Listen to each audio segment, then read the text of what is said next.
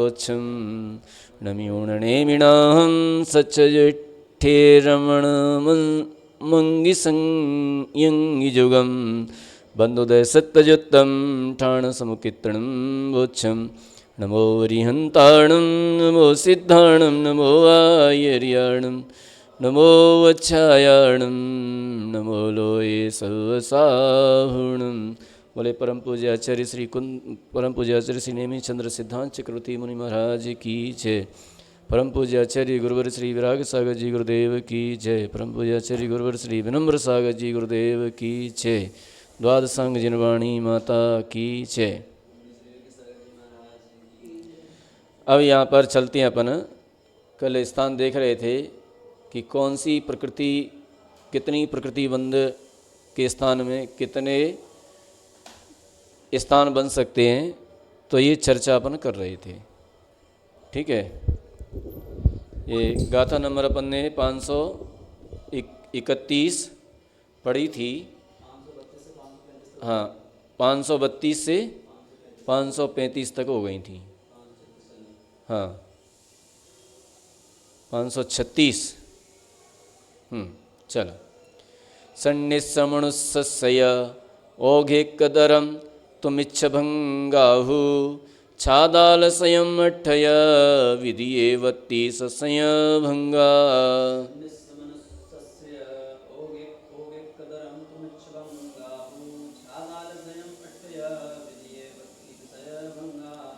अब यहाँ पर कहते हैं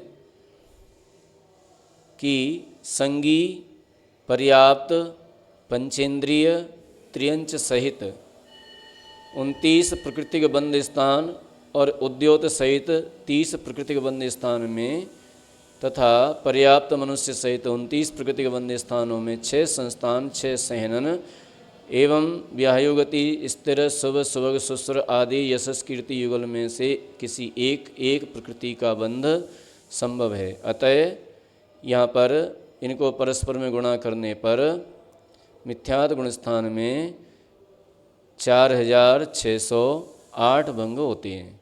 इन्हीं बंध स्थानों के साथ साधन गुण स्थानों में हुंडक संस्थान और श्रपाटिका सहनन का बंध न होने से 5 संस्थान 5 सहनन से एक का ही बंध संभव है। इसलिए इनका परस्पर गुणा करने से साधन गुण स्थान में 3200 भंग होते हैं। तो ये अलग अलग भंग इसमें निकलती हैं, क्योंकि यहाँ पर क्या है कि संगी पंचेंद्रिय पर्याप्तक, तो संगी पंचेंद्रिय पर्याप्त मनुष्य अथवा त्रियंच, तो इनके अलग अलग भंग बनते हैं। ठीक है, तो अलग अलग बनते हैं। तो 29 प्रकृति के अलग अलग भंग कैसे बनेंगे, तो वो यहाँ पर बतला रही है। ठीक है, तो यहाँ पर 30 प्रकृति बंध स्थान और उद्योत सहित 29 प्रकृति बंध स्थान और उद्योत सहित 30 प्रकृति बंध स्थानों में पर्याप्त मनुष्य सहित अथवा संगी पंचेंद्रिय पर्याप्त सहित उद्योत प्रकृति का बंध स्थानों में तथा मनुष्य सहित 29 प्रकृति बंध स्थानों में। अब यहाँ पर 6 सहनन होते हैं, तो एक बार में एक ही सहनन का बंध होगा और 6 संस्थान होते हैं, तो 6 संस्थानों में एक बार में एक ही संस्थान का बंध होगा। मान लीजिए वज्र वसव नाराज सहनन लिया अपन ने, तो वज्र वसव नाराज सहनन के साथ में हुंडक संस्थान का भी बंध हो सकता है। ठीक है, समचतुर संस्थान का भी बंध हो सकता है और न्याय गिरोध परिमंडल संस्थान का भी बंध हो सकता है, कुब्जग संस्थान का भी बंध हो सकता है। तो 6 से गुणा करेंगे हैं। हाँ, ठीक है, तो ये अलग अलग भंग निकलेंगे। फिर ये 2 प्रकृतियाँ युगल, तो 2 में दोनों से अलग अलग भंग बनेंगे। ठीक है, कदाचित यश कीर्ति का बंध हो सकता है, कदाचित अयस कीर्ति का बंध हो सकता है। समचतुरा संस्थान और जो है वज्र वृषनारा सहनन उसके साथ में बनाएंगे यश कीर्ति अयस कीर्ति, दोनों में से कोई बन सकता है।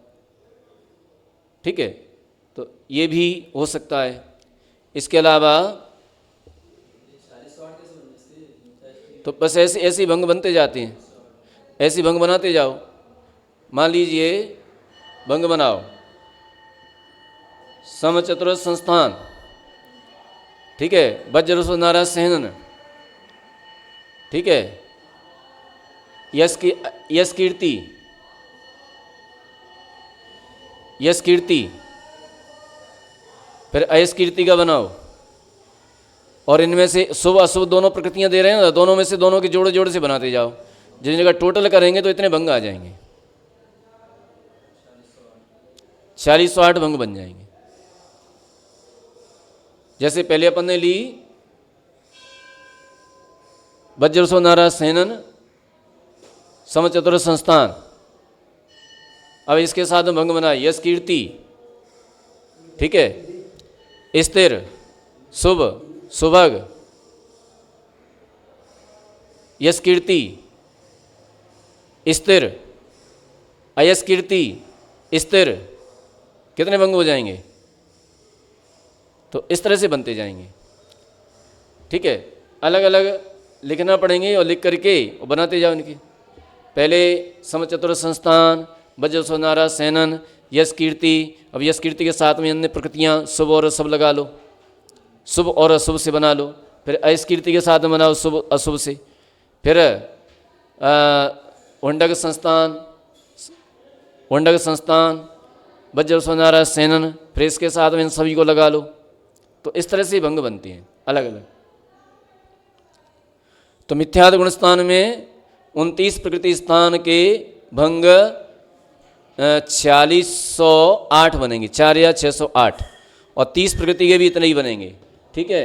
और मिथ्या दृष्टि गुण स्थान में 29 प्रकृति स्थान के भंग इतने ही बनेंगे, ठीक है। त्रियंचों में और मनुष्यों में अलग अलग दिया है, त्रियंचों में और मनुष्यों में। तो 4608, 4608 और 29 प्रकृति 4608 वो मनुष्य और त्रियंचों में, और ये त्रियंचों में बन रहे हैं 30 प्रकृति के, उद्योत प्रकृति सहित, ठीक है।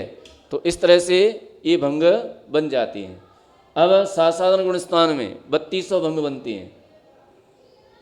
ऐसे ही तीनों के बना लेंगे। साधारण गुण स्थान में 29 प्रकृति के 3200, साधारण गुण स्थान में 30 प्रकृति के 3200, साधारण गुण स्थान में मनुष्य पर्याप्तक सहित 3200। तो इस तरह से भंग बनते जाएंगे, ठीक है। अब इसके लिए अगर टाइम है अपने पास तो बैठ करके और निकालते रहो बैठे बैठे। ये भी हमारा धर्म ध्यान है, लगाते रहो। पहले वज्रस्व नाराज सहनन लिख लो, इसके साथ में समचतुर संस्थान, इसके साथ में यश कीर्ति, फिर इसके साथ में स्थिर, फिर अस्थिर, 2 भंग बने, ठीक है। फिर यश कीर्ति, स्थिर, और दूसरी प्रकृति को ले लो। तो इस तरह से भंग बनते जाएंगे, हाँ, ठीक है। अलग अलग निकलते जाएंगे।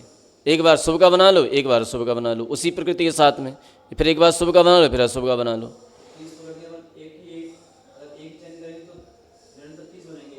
हाँ, चेंज करेंगे। जैसे जैसे मान लीजिए वज्रस्व नाराज सहनन लिया, समचतुर संस्थान लिया, यश कीर्ति लिया, और उसके साथ में अन्य प्रकृतियाँ ले लीं। फिर अयश कीर्ति लिया, फिर उसके साथ में अन्य प्रकृतियाँ ले लीं। सहनन तो वही चल रहा है, ठीक है। फिर सहनन वही है, फिर यश कीर्ति ली, फिर अस्त्र ले लिया, ठीक है। फिर यश कीर्ति, फिर स्त्री ले लिया, प्रमाद के बनाते हैं, वैसे ही बनते जाएंगे। तो इस तरह से ये भंग बनती हैं। तो 4608 बन जाएंगे, ठीक है। अब आगे कहते हैं मिस्सा विरद पणुसठ ठाणे मिच्छादि देवजुद ठाणे सत्थम तो परमत सत्तम तोपमत तत्तन्ते थिर सुह सजुमाठ भंगाहु।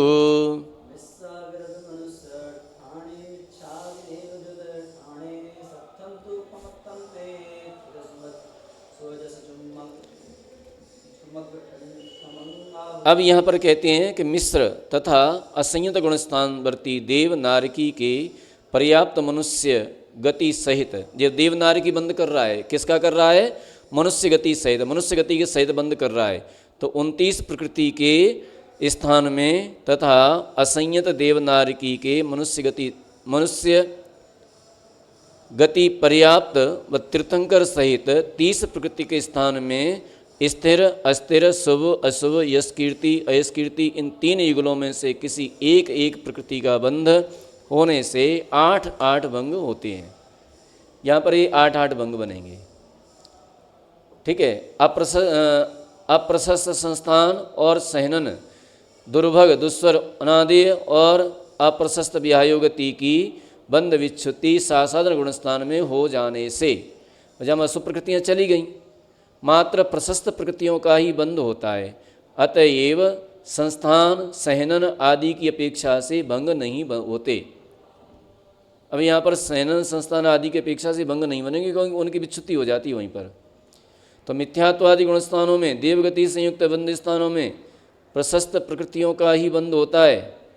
ठीक है। मिथ्यात्व गुणस्थान में प्रशस्त प्रकृतियों का ही बंध होता है, किंतु अस्थिर अशुभ और यश कीर्ति का बंध प्रमत्त गुणस्थान पर्यंत होने से इन 3 युगलों की अपेक्षा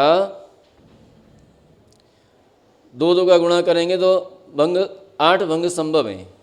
अप्रमत्त और अपूर्व कर्ण गुणस्थान में देवगति सहित 28, 29, 30 और 31 प्रकृति के बंध स्थानों में अप्रशस्त प्रकृतियों का बंध नहीं होने से एक ही भंग होता है। तो ये जो है भंग इस तरह से निकलते जाते हैं। अब जीवों की गति आगति का कथन 6 गाथाओं में करते हैं। जीव कहाँ से कौन सी गति में आ सकते हैं, कौन सी गति में जा सकते हैं, ये बहुत बढ़िया प्रकरण है और इसको अपन को बड़े ध्यान से सुनना चाहिए। हैं? गमन आगमन। तो कहते हैं नैरय्याणम गमनम सन्निपज्जत कम तिरियण रे चरम चौतिथुणे तेरे छे चेव सत्तमिया।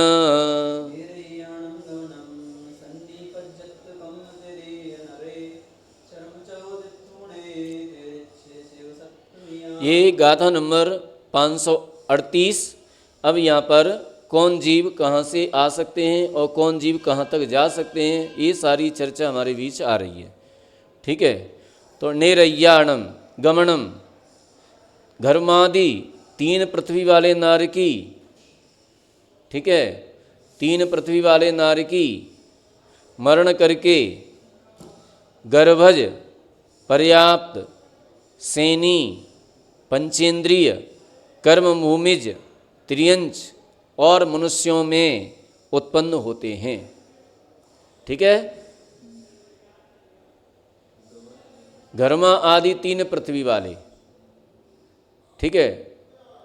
पहला नरक, दूसरा नरक और तीसरा नरक, ये 3 नरक वाले जीव संगी पंचेंद्रिय पर्याप्त मनुष्य अथवा त्रियंच कर्म भूमि में वहाँ से मरण करके उत्पन्न होते हैं।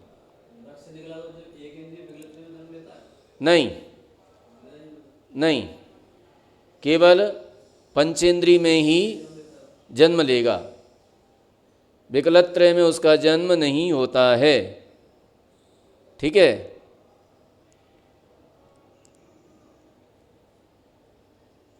और देव जो होते हैं वो या तो एकेंद्रिय बनेंगे या फिर संगी पंचेंद्रिय ही बनेंगे, विकलत्रय में वो भी जन्म नहीं लेते। त्रियंच और मनुष्य ऑलराउंडर हैं, कहीं भी जन्म ले सकते हैं। ठीक है। तो यहाँ पर और अंतिम 4 नरकों वाले जीव तीर्थंकरत्वादि के बिना पूर्वोक्त मनुष्य अथवा त्रियंच पर्याय में उत्पन्न होते हैं, किंतु विशेषता यह है कि सप्तम नरक वाले जीव पूर्वोक्त त्रियंच पर्याय में ही उत्पन्न होते हैं।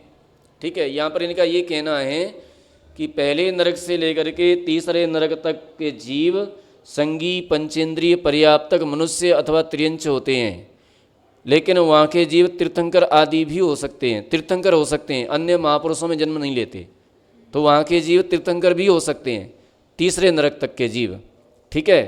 लेकिन चौथा, पांचवा, छठवा यहाँ के जीव वहाँ से मरण करके मनुष्य त्रियंचों में जन्म ले सकते हैं, लेकिन सातवें नरक के जीव सिर्फ और सिर्फ त्रियंचों में ही जन्म लेते हैं।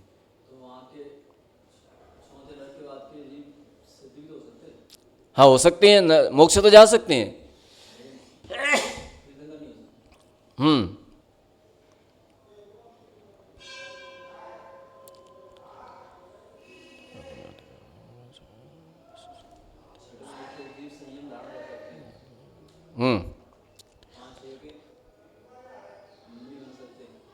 पांचवे के मुनि बन सकते हैं, छठवें के देश व्रत धारण कर सकते हैं, और सातवें के सम्मिक्त पे उत्पन्न कर सकते हैं, लेकिन व्रत धारण नहीं कर सकते। हाँ, ठीक है। तो अब ये कहते हैं, यहाँ पर कह रहे हैं विशेषार्थ में कि नरक से निकले हुए जीव चक्री, नारायण, प्रतिनारायण और बलभद्र नहीं होते हैं। नरक से निकले हुए जीव ढाई दीपवर्ती मनुष्य व त्रियंच तथा अंतिम स्वयंभू रमण दीप के अर्धभाग एवं स्वयंभू रमण समुद्रवर्ती त्रियंचों में और उसके बाहर के चारों कोनों में जलचर, थलचर, नभचरों में उत्पन्न होते हैं। कहाँ कहाँ उत्पन्न हो सकते हैं, तो ये बता रहे हैं। तो नरक से निकले हुए जीव ढाई दीप में, ठीक है, ढाई दीप कौन सा है, एलग महाराज, कौन सा ढाई दीप, कौन सा नाम बताओ ढाई दीप के, कौन कौन से हैं ढाई दीप? जैसे जम्बू द्वीप है, और जम्बू द्वीप के दक्षिण में भरत क्षेत्र है, और भरत क्षेत्र के आर्यखंड में भारत देश है, और भारत देश में इंदौर नगर है, मध्य प्रदेश में इंदौर नगर है, वहाँ पर हम बैठे। ये तो इतना एड्रेस हो गया, लेकिन ढाई द्वीप कौन सा है, हम ढाई द्वीप पूछ रहे हैं। ये लग जी महाराज, वो जम्बू द्वीप, धातकी खंड और आधा पुष्कर द्वीप, कितने हो गए जी? धातकी खंड, आधा पुष्कर और जम्बू द्वीप, ये ढाई द्वीप हो गया। तो ये मनुष्य लोक भी कहते हैं इसको मनुष्य लोक भी कहते हैं, क्योंकि यहाँ पर ही मनुष्य पाए जाते हैं, इसके बाहर मनुष्य नहीं पाए जाते, ठीक है। इसके आगे त्रियक लोक है, माने वहाँ पर त्रियंच पाए जाते हैं। तो ढाई द्वीप में नरक से निकले हुए जीव उत्पन्न हो सकते हैं, ढाई द्वीप के बाहर उत्पन्न नहीं होते, ठीक है। ढाई द्वीप के बाहर उत्पन्न नहीं होते, असंख्यात द्वीप समुद्र में उत्पन्न नहीं होते, फिर अंतिम वाले स्वयंभू रमण द्वीप समुद्र में उत्पन्न हो सकते हैं। हाँ, ढाई द्वीप में उत्पन्न होते हैं और ढाई द्वीप के बाहर उत्पन्न नहीं होते, फिर अंतिम स्वयंभू रमण द्वीप में और समुद्र में उत्पन्न हो सकते हैं, उसके पर भाग में। बीच में इसलिए उत्पन्न नहीं होते कि बीच में जगन्य भोग भूमि है, ठीक है। ढाई द्वीप के बाहर माने मानसोत्तर पर्वत से आगे जघन्य भोग भूमियाँ हैं, ठीक है। और नरक से निकले हुए जीव जघन्य भोग भूमियों में उत्पन्न नहीं होते। भोग भूमि में कोई सी भी भोग भूमि उत्पन्न नहीं होते, चाहे जघन्य हो, चाहे मध्यम हो, चाहे उत्कृष्ट हो, ठीक है। अब स्वयंभू रमण द्वीप, तो स्वयंभू रमण द्वीप के पर भाग में स्वयंभू रमण द्वीप है, उसके बीचों बीच में एक पर्वत है, ठीक है। तो उस पर्वत का नाम याद नहीं आ रहा है अभी। तो उस पर्वत के पर भाग में, माने दूसरी तरफ, इस तरफ तो भोग भूमि है, लेकिन उसके दूसरी तरफ कर्म भूमि है, कर्म भूमि है वहाँ पर, तो त्र्यंच तो क्या हो गया, तो कर्म भूमि है तो वहाँ पर उत्पन्न हो सकते हैं, ठीक है। और कर्म भूमि के और फिर उसके बाद स्वयंभू रमण द्वीप के बाद स्वयं प्रभ पर्वत, स्वयं प्रभ पर्वत, तो स्वयं प्रभ पर्वत के प्रभाग में हमने दूसरी तरफ उत्पन्न हो सकते हैं, क्योंकि वहाँ पर कर्म भूमि है, वहाँ पर त्र्यंच पाए जाते हैं, ठीक है। और स्वयंभू रमण समुद्र में जलचर जीव, थलचर जीव, उभयचर जीव पाए जाते हैं, तो वहाँ पर भी वे जो है उत्पन्न हो सकते हैं। और इसके बाद चारों कोने पर, अब चार कोने कौन से रह गए पता है, चार कोने कौन से रह गए, हाँ, तो यूं गोल गोल हैं, गोल गोल द्वीप समुद्र हैं, तो गोल गोल होने से यहाँ तो बात बलयों के स्पर्श हो गया, लेकिन जो कोने बच गए, ये चारों तरफ कोने बच गए, तो इन कोनों में भी उत्पन्न हो सकते हैं, ठीक है। तो उन कोनों में भी वे उत्पन्न होते हैं। तो कहाँ कहाँ उत्पन्न होते हैं, ढाई द्वीप में, स्वयं प्रभ पर्वत के प्रभाग में, स्वयंभू रमण द्वीप में, हाँ, चौथे से सातवें का आएगा, पहले से सातवें तक के पूरे कर लो, हाँ, पहले से सातवें तक के कहाँ उत्पन्न होते हैं, तो कर्म भूमि में ही उत्पन्न होते हैं, जहाँ जहाँ कर्म भूमि है वहाँ वहाँ उत्पन्न होते हैं। तो कर्म भूमि कहाँ कहाँ है, तो ढाई द्वीप में कर्म भूमि है, यद्यपि ढाई द्वीप में भोग भूमि भी है, लेकिन ढाई द्वीप में कर्म भूमि है, और ढाई द्वीप के बाहर केवल भोग भूमि ही है, जगन्य भोग भूमि, असंख्यात द्वीप समुद्रों में। द्वीप समुद्रों की संख्या कितनी है, कितनी असंख्यात, असंख्यात तो एक नॉर्मल हो गया, सामान्य हो गया, कितनी असंख्यात, छुल्लक जी महाराज कॉपी पेन लेके बैठा करो, लिख लिया करो जी, ठीक है। हाँ, पूरे ढाई द्वीप में ढाई उद्धार सागर के समयों के बराबर द्वीप समुद्रों की संख्या है। ढाई उद्धार सागर के में जितने समय होते हैं उतने द्वीप समुद्रों की संख्या है, ठीक है। इतने द्वीप समुद्र होते हैं, इनमें से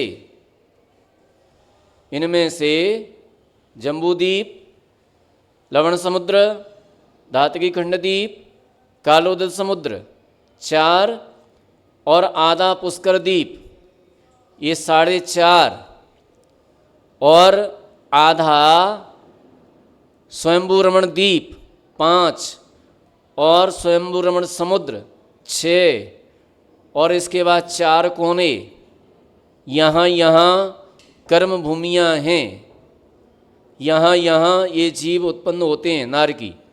शेष स्थानों पर असंख्यात, इसके अलावा ढाई उद्धार सागर के समयों के बराबर संख्या है द्वीप समुद्रों की, उसमें से ये 5 घटा दो, तो 5 घटाने पर जितने द्वीप समुद्र हैं असंख्यात, उनमें नारकी जीव उत्पन्न नहीं होते। जम्बूद्वीप, धातकी खंड, आधा पुष्कर द्वीप, ये तो जी हो गए। इसके बीच में 2 समुद्र, हाँ, ढाई द्वीप के आगे नहीं, लवण समुद्र और कालोद समुद्र, ठीक है। इसके बाद आधा स्वयंभू रमण द्वीप, क्योंकि स्वयं पर्वत बीच में, जिस तरह से मानसोत्तर पर्वत पुष्करादि का विभाजन करता है वैसे ही वो भी करता है विभाजन, तो आधा इधर आधा उधर, तो इधर तो भोग भूमि है, उधर कर्म भूमि है, तो परभाग में, ठीक है। और इसके बाद स्वयंभू रमण समुद्र में और चारों कोने पर वहाँ असंख्यात योजन भूमि पड़ी है चारों कोने पर, तो यहाँ पर ये नारकी जीव उत्पन्न हो सकते हैं। हाँ हाँ, इसके अलावा असंख्यात द्वीप समुद्रों में कोई भी नारकी जीव उत्पन्न नहीं होते, ठीक है। अब आगे विशेषता लिखो। पहले दूसरे तीसरे नरक के नारकी, पहले दूसरे तीसरे नरक के नारकी मनुष्य बन करके तीर्थंकर भी बन सकते हैं, लेकिन बलभद्र, नारायण, प्रतिनारायण आदि महापुरुष नहीं बनते, केवल तीर्थंकर बन सकते हैं। मुनि बन करके मोक्ष जा सकते हैं, सामान्य केवली भी हो सकते हैं। ठीक है। चौथे नरक के नारकी, चौथे नरक के नारकी मुनि बन सकते हैं, मनुष्य बन करके मुनि बन सकते हैं और मोक्ष भी जा सकते हैं। नहीं होते हैं। प्रथम द्वितीय तृतीय नरक के निकले हुए तीर्थंकर नरक से निकला जीव मोक्ष जा सकता है। ठीक है। चतुर्थ नरक से निकला जीव मोक्ष जा सकता है, लेकिन तीर्थंकर आदि नहीं बन सकता। ठीक है। अब इसके बाद पंचम नरक से निकला हुआ सकल संयम धारण कर सकता है, मुनि बन सकता है, पांचवें नरक से निकला हुआ। और छठे नरक से निकला देश संयम धारण कर सकता है। और सप्तम नरक से निकला हुआ जीव सम्यक तो धारण सम्यक तो धारण नहीं कर सकता, ये सम्यक को प्राप्त भी नहीं कर सकता है। नहीं, यहाँ पर मना कर रहे हैं। यहाँ पर जो है तो शेर के सातवें नरक से आया था क्या? कहाँ से आए थे? देखो उनकी स्टोरी।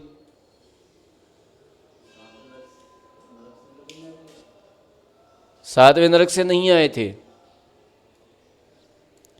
तो नरक से निकला देश संयम धारण कर सकता है, और सप्तम नरक से निकला हुआ जीव सम्यक तो धारण नहीं कर सकता। यहाँ पर जो यह कहा गया है कि सप्तम नरक से निकला जीव सम्यक तो धारण नहीं कर सकता है, सो इसी कथन की पुष्टि षट खंडागम सूत्र एवं तत्वार्थ सूत्र राजवार्तिक में भी की गई है। ठीक है। षट खंडागम पुस्तक नंबर 6 पृष्ठ 484, सूत्र नंबर 205, राजवार्तिक अध्याय 3 सूत्र नंबर 6, तिलोय पंडिती भाग 1 अध्याय 2 श्लोक 292 हैं। हाँ, तो ये लोग मना कर रहे हैं कि ऐसा नहीं हो सकता। तो दूसरे आचार्य किंतु यति विश्वाचार्य का मत है कि सप्तम पृथ्वी से निकले हुए किन्हीं बिरले जीवों को संयुक्त प्राप्त हो सकता है। तो ऐसा भी एक आचार्य कहते हैं, यति विश्वाचार्य। तो ये जो तिलोय पंडिती में आया है, तो हमारे लिए दोनों आचार्य मान्य है, इसलिए इसमें हम कुछ नहीं कह सकते। ठीक है। आगे कहते हैं तो इस तरह से ये नरक गति से आने वाले। अब आगे कहते हैं तत्थण विरद सम्भो, तत्थण विरद सम्भो मिस्सो मणुव दुग मुच्छयम निरमा बंधदि गुणपणि बण्णा मरन्ति मिच्छेव तत्थ भवा।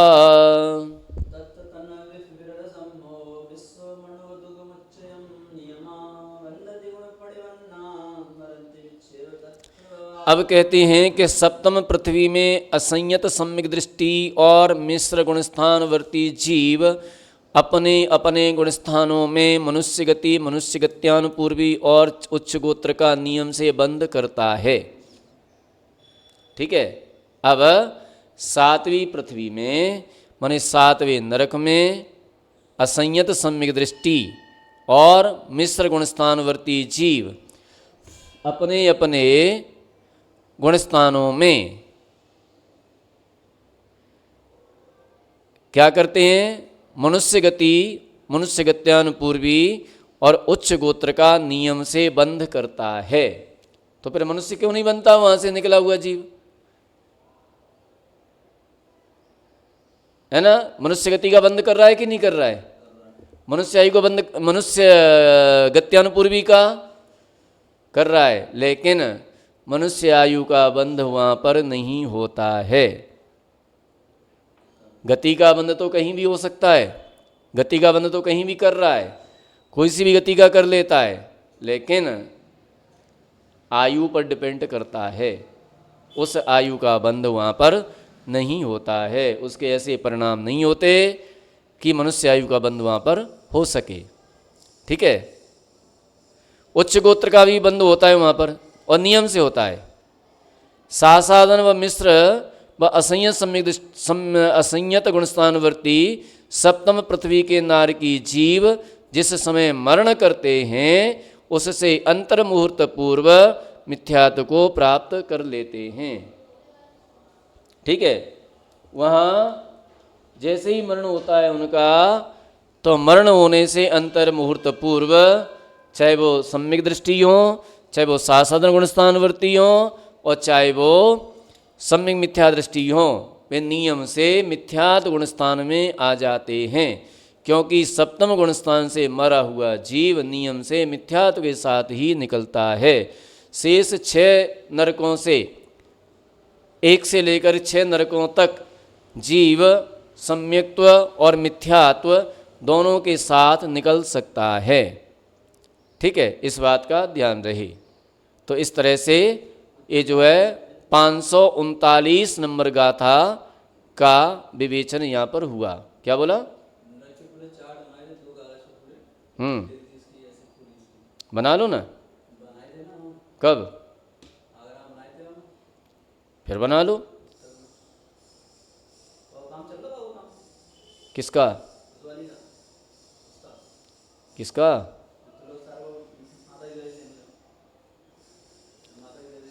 पता नहीं, अब चलेगा उसका भी। ठीक है, तो ऐसा। अब यहाँ एक और गाथा ले लेते हैं, गाथा नंबर 540। तो यहाँ पर कह रहे हैं, ते उदुगम तेरिच्छे शेषेग अपुण्य वियलगायतः तिथुन्नरेवितः सन्निगम्येय ते देवदुगे।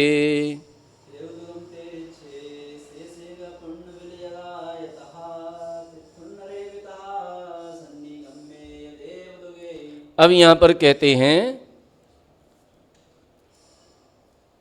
अब यहाँ पर कह रहे हैं कि त्रियंच गति में बादर अथवा सूक्ष्म, सप्तम सूक्ष्म पर्याप्त,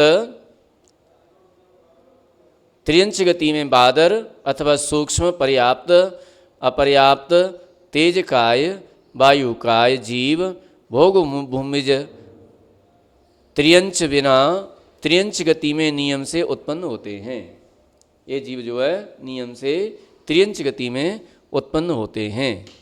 ठीक है, अवशेष बादर सूक्ष्म पर्याप्त व अपर्याप्त पृथ्वी जल कायिक तथा नित्य निगोध चतुर्गति निगोध पर्याप्त अपर्याप्त एवं प्रतिष्ठित अप्रतिष्ठित प्रत्येक वनस्पति द्विंद्रिय त्रिंद्रिय चतुरिंद्रिय पर्याप्त अपर्याप्त जीव मरण कर त्रियंचों में तथा 63 सलागा पुरुषों के बिना मनुष्यों में उत्पन्न होते हैं। इतना यहाँ विशेष है कि नित्य इतर निगोध के सूक्ष्म जीव यदि मरण कर मनुष्य हों तो सम्यक्त और देश संयम को धारण कर सकते हैं, किंतु सकल संयम ग्रहण नहीं कर सकते हैं। और असंगी पंचेंद्रिय त्रियंच प्रथम नरक एवं भवनवासी व्यंतर देव में उत्पन्न होते हैं, अन्य देव तथा नारकियों में उत्पन्न नहीं होते, क्योंकि असंगी पंचेंद्रिय जीव की उत्कृष्ट आयु बंध की स्थिति पल्ले के असंख्यातवे भाग प्रमाण ही है। बादर नित्य व इतर निगोध के जीव मरण करके मनुष्यों में भी उत्पन्न होकर उसी भव से मोक्ष जा सकते हैं, जैसे भरत चक्रवर्ती के पुत्र वर्धन कुमार आदि। अब इसकी विशेषता अपन कल बताएंगे, आगे बताएंगे, क्योंकि आज समय समाप्त हो चुका है। आज इतना ही। बोले महावीर भगवान की जय।